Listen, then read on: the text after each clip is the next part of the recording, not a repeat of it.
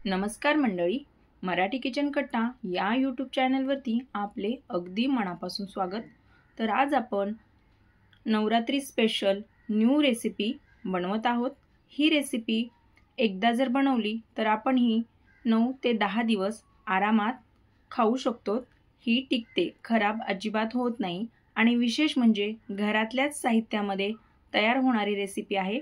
आपल्याला उपवासाला नेहमी साबुदाणा किंवा मग भगर खाऊन कंटाळा येतो, त्यावेळेस अशा पद्धतीने जर आपण रेसिपी बनवली तर जे उपवास करत नाहीत ते सुद्धा उपवास करायला लागतील, एवढी भन्नाट अशी रेसिपी तयार होते। तर चला व्हिडिओला लगेच सुरुवात करूयात। तर इथे सगळ्यात आधी मी कढई गरम करायला ठेवलेली आहे। तर या रेसिपीसाठी आपल्याला 1 वाटी मी शेंगदाणे घेतलेले आहेत। तर तुम्ही कुठलंही 1 वाटी कप कशाचंही प्रमाण घेऊ शकतात। तर इथे मी 1 वाटी शेंगदाणे घेतलेले आहेत। तर आपल्याला शेंगदाणे हे जास्त असे लाल रंग होईपर्यंत असे भाजायचे नाहीयेत, हलकेसे एक 2 ते 3 मिनिटांसाठी आपल्याला हे भाजून घ्यायचे आहेत। कमी गॅसची फ्लेम ठेवायची आहे। तुम्ही पाहू शकतात अजिबात आपले शेंगदाणे डागलेले नाहीयेत, हलकेसे भाजलेले आहेत हे फक्त। तर आता आपण याला साईडला काढून घेऊयात। तर आपल्याला हे पूर्ण शेंगदाणे थंड करून घ्यायचे आहेत। तर इथे एका ताटामध्ये मी शेंगदाणे काढून घेतलेले आहेत। आता आपल्याला याच्यावरचं सगळं साल काढून घ्यायचं आहे। तर इथे मी एक चाळणी घेतलेली आहे किंवा झाऱ्या घेतलेला आहे। तर याच्यामध्ये जर आपण असे शेंगदाणे चोळून घातले तर काय होतं ना की सगळ्या घरामध्ये हे शेंगदाण्याचा जो पाचोळा असतो, कचरा असतो, तो होत नाही। हा एका ताटामध्येच अशा पद्धतीने आपण काढू शकतो। तर ही ट्रिक तुम्ही पण नक्की एकदा करून पहा।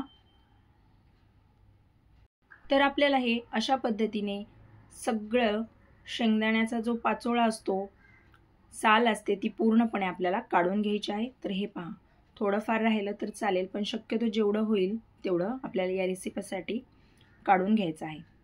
तर आता आपण याला मिक्सरला वाटून घ्यायचं आहे। तर हे पहा, जास्त पण बारीक असं वाटून नाही घ्यायचंय, हलकसं याला फिरवायचं आहे, थोडंसं जाडा मोठा असं ठेवायचं आहे। तर मी इथे 2 चमचे मोठे खोबऱ्याचा कीस घातलेला आहे आणि ते घालून सुद्धा आपल्याला एक हलकसं थोडंसं याला परत एकदा फिरवून घ्यायचं आहे। हे पहा, अशा पद्धतीने मी परत एकदा मिक्सरला याला फिरवून घेतलेलं आहे। तुम्ही पाहू शकता, जास्त पण असं आपल्याला बारीक नाही करायचंय, थोडंसं हलकसं असं जाडसर टेक्स्चर ठेवायचं आहे। तर आता इथे मी कढई गरम करायला ठेवलेली आहे। त्याच कढईमध्ये आता जेवढा आपण शेंगदाणे घेतले होते, मी 1 वाटी शेंगदाणे घेतले होते, तर इथे मी अर्धी वाटी साखर घेतलेली आहे। आता ही साखर आपल्याला कढईमध्ये घालायची आहे आणि आता याच्यात पाणी घालायचं आहे। तर पाण्याचं प्रमाण कसं घ्यायचं, जेवढी साखर घेतली साखरेच्या निम्म आपल्याला पाणी घालायचं आहे। तर लक्षात घ्या, आपण इथे 1 वाटी शेंगदाणे घेतलेले आहेत, अर्धी वाटी साखर घेतलेली आहे आणि साखरेच्या अर्ध आपल्याला पाणी घालायचं आहे। तर आता हे आपल्याला चांगलं असं मिक्स करून घ्यायचं आहे। आपल्याला याची 1 तारीची चाचणी बनवायची आहे। तर कमी गॅसवरती याला सतत असं हलवत राहायचं आहे, पूर्ण आपल्याला साखर याच्यातली विरघळून द्यायची आहे। तर हे पहा, छान अशी उकळी आलेली आहे आणि याला लगेच 1 तारीची चाचणी ही तयार होते, कारण आपण याच्यामध्ये जे पाण्याचं प्रमाण आहे ना ते अगदी योग्य असं टाकलेले आहे, बरोबर असं पाण्याचं प्रमाण आहे। तर आता याला परत एकदा चांगलं असं मिक्स करून घ्यायचं आहे, छान अशी उकळी येऊ द्यायची आहे। लगेच याची चाचणी तयार होते, याला जास्त असा वेळ लागत नाही, अगदी 2 मिनिटात म्हटलं तरी सुद्धा हे पहा लगेच याला तार सुद्धा येऊ लागलेली आहे। तर आता याला आपण, मी इथे गॅस बंद करतेय, तुम्ही पाहू शकता याला 1 तार आलेली आहे। तर आता आपल्याला गॅस बंद करायचा आहे।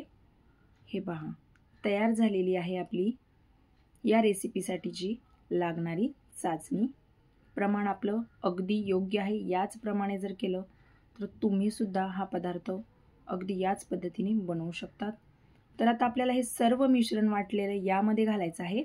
तर आता मिश्रण घालताना गॅस पूर्णपणे आपल्याला बंद करायचा आहे, चालू गॅसवरती आपल्याला हे मिश्रण यामध्ये नाही घालायचं।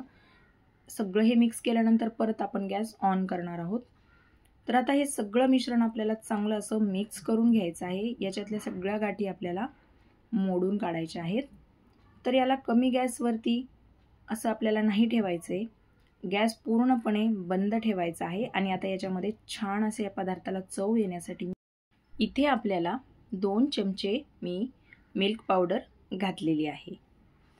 तर मिल्क पावडर घातल्यानंतर चांगलं याला मिक्स करून घ्यायचं आहे। यामधल्या ज्या गाठी किंवा मग गुठळ्या जर झाल्या असतील पिठामध्ये तर हे आपल्याला सगळ्या मोडून काढायच्या आहेत। आणि आता या पूर्णपणे गुठळ्या ज्यावेळेस मोडतील त्यानंतर इथे आपण परत एकदा गॅस चालू करणार आहोत, पण गॅसची फ्लेम आपल्याला एकदम कमी ठेवायची आहे। हे पहा, तुम्ही पाहू शकतात मी आता गॅस चालू केलेला आहे आणि हे सगळं मिश्रण आपल्याला सतत असं हलवत राहायचं आहे, मिक्स करत राहायचं आहे। हां, तर मंडळी तुम्हाला एक निवेदन आहे की तुम्ही हा आपला व्हिडिओ कोणत्या गावातून किंवा मग कोणत्या शहरातून पाहतायत हे मला कमेंटमध्ये कळवायला अजिबात विसरू नका, म्हणजे मला सुद्धा कळेल की आपले व्हिडिओ कुठपर्यंत पोहोचत आहेत। तर मंडळी हे पहा, आता मस्त आपलं हे मिश्रण तयार झालेलं आहे, तुम्ही पाहू शकता। आता या स्टेजला आपल्याला गॅस बंद करायचा आहे।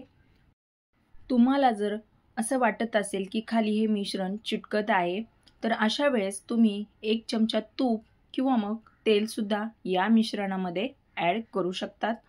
तर तुम्ही पाहू शकता मी इथे तेल किंवा तुपाचा कशाचाच इथे आपण वापर केलेला नाहीये।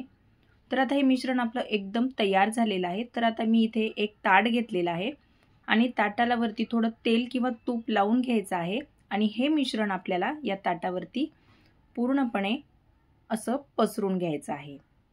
तर हे मिश्रण आपल्याला गरम असतानाच छान असं पूर्ण ताटावरती पसरून घ्यायचं आहे। अशा पद्धतीने हाताने तुम्ही याला पसरून घेऊ शकता किंवा मग बेलनं किंवा पोळी लाटतो आपण ते लाटणं जर असेल तर त्याने असं छान असं याला पसरून घ्यायचं आहे, जेणेकरून हे आकार याला छान येतो। तर आता हे थंड झालेलं आहे, एक 10 मिनिटासाठी याला थंड करायला ठेवायचं आहे। तर तुम्हाला हवं त्या पद्धतीने तुम्ही इथे याला डेकोरेट करू शकता। तर मी इथे थोडं माझ्याकडे चांदीचं वर्क होतं जे आपण मिठाईला लावतो, मी ते लावून घेतलेलं आहे आणि आपल्याला हे हव्या त्या पद्धतीने तुम्ही इथे याला आकार देऊ शकता। तर मी इथे याला डायमंड असा शेप देत आहे, तुम्हाला हवं असेल तर तुम्ही इथे स्क्वेअर आकार सुद्धा देऊ शकतात। तर अशा पद्धतीने मी इथे आकार देऊन घेतलेला आहे। तर तुम्ही पाहू शकता मस्त आपली उपवासाची ही बर्फी किंवा मग तुम्ही याला काय नाव द्याल मला कमेंटमध्ये नक्की कळवा। तर तुम्ही हा पदार्थ 8 ते 10 दिवस स्टोअर करून ठेवू शकता आणि हा पदार्थ तर लहानांपासून ते मोठ्यांपर्यंत सर्वांनाच आवडणारा असा पदार्थ आहे। तर मंडळी तुम्हाला आजची ही रेसिपी कशी वाटली मला कमेंटमध्ये कळवायला अजिबात विसरू नका आणि चॅनलवरती तुम्ही नवीन असाल तर चॅनलला सबस्क्राईब करा।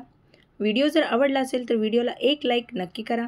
तर चला पुन्हा भेटूया अशाच एका नवीन आणि युनिक रेसिपीसोबत। तोपर्यंत धन्यवाद।